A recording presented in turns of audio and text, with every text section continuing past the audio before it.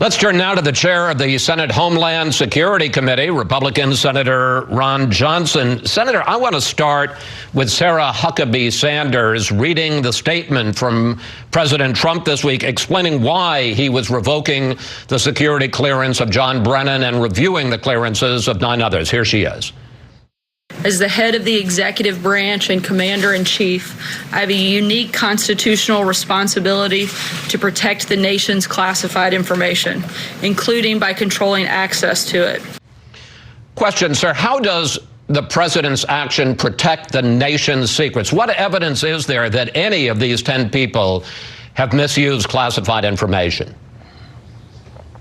Well, good morning, Chris. And I'm not sure there is evidence that anybody's have misused it, but I do believe that former CIA Director John Brennan abused his privilege. When you're an ex-CIA director and you're going on all the cable news shows and acting as partisan as he is and accusing the President of the United States of treasonous behavior, high crimes and misdemeanors. Last time I checked, treason was punishable by death. You've just crossed a line. And there is a difference between being eligible for receiving classified information and gaining access to it. Let's face it, nobody was going to be consulting with John Brennan. He didn't need access to any classified information, not during this administration. So I have no problem that the president pulled his clearance. But as I just discussed with Admiral Mullen, we're not just talking about John Brennan. There are 9 other people who were on the list that Sarah Huckabee Sanders read in the White House briefing room. 10 people in all, including Brennan. And the one thing they all have in common is, to varying degrees, they all have been critics of this president. Here's what Senator Mark Warner, the top Democrat on the Senate Intelligence Committee, had to say about this. These people were being singled out to have either their clearances revoked or in the process of being revoked. To me, smacks of Nixonian-type practices of trying to silence anyone who's willing to criticize this president. And he compared it, as Admiral Mullen did, to an enemies list. If you want to clean this up, why not reform it and take away all the security clearances of all former officials? Why go after your political critics? Well, first of all, I don't want to see this become routine. I don't want to see it be politicized.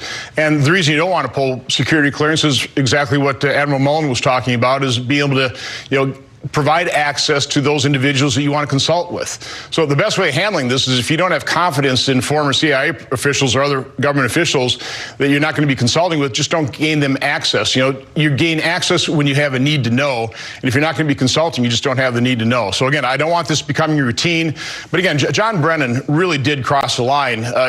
He's one of the leaders of the resistance movement. I understand why President Trump is pretty frustrated. I've never seen in my lifetime a president not given any chance, no honeymoon, massive protests the weekend after the inauguration. So I understand President Trump's frustration. But again, security clearance is really split between eligibility and access. And the best way to handle all this, if you don't have confidence, people just don't give them access to the classified information.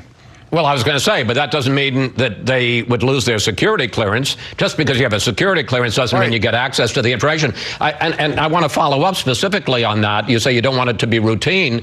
There's a report in the Washington Post this weekend that President Trump wants to, and in fact, the White House has already drawn up documents to revoke the security clearances of some of those 9 other people on the list, and is in fact being advised to do so at specific times when there's bad, negative news coming out, and to try to disrupt the news cycle. If he goes after some of those other 9 people on the list, are you going to support him, or are you going to oppose that? No, I don't want to see him politicize this. Listen, when you fire people from agencies, their clearances are yanked. But again, when people retire honorably, I think let them keep their securities clearances in place. And if you don't want to consult with them, just don't give them access to classified material. That's the best way of handling it. Just don't give them access to the material. I just want to put up one more thing here, and that is the backlash, which really spread through the intelligence community and a lot of very senior officials. Let's start here. More than a dozen senior intel officials wrote this: "It has nothing to do with who should and should not hold security clearances, and everything to do with an attempt to stifle free speech.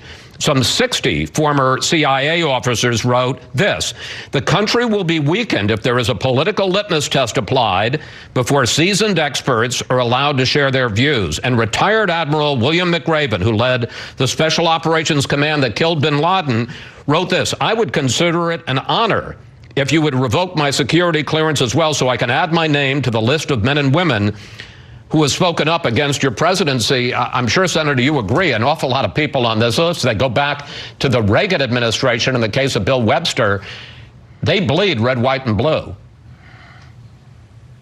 Absolutely. These are honorable Americans. I don't agree that President Trump is stifling free speech. I don't want to see an enemies list.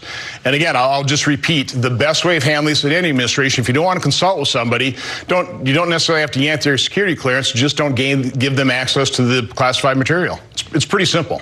Senator Johnson, thank you. Thanks for joining us today. Always good to talk with you, sir. Have a great day.